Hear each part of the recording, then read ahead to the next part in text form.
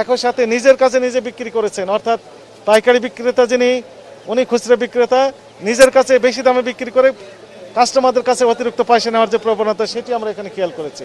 যদি বলেন যে আপনারা আজকে অভিযান চালালেন, এখন পর্যন্ত কি পেলেন এখানে?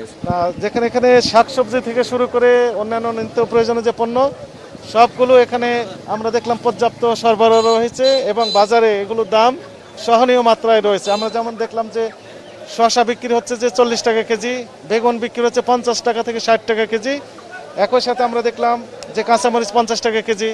এখানে সয়াবিন তেলের যে ক্রাইসিসের কথা বলা হচ্ছিল সেটি নেই, পর্যাপ্ত রয়েছে। কোনো অনিয়ম আসলে দেখছেন কি? এখানে আমরা যে মুরগির দোকানগুলোতে আমরা দেখলাম যে কালার বার্ড বলে এই যে সোনালী মুরগি বলে বিক্রি করা হচ্ছে।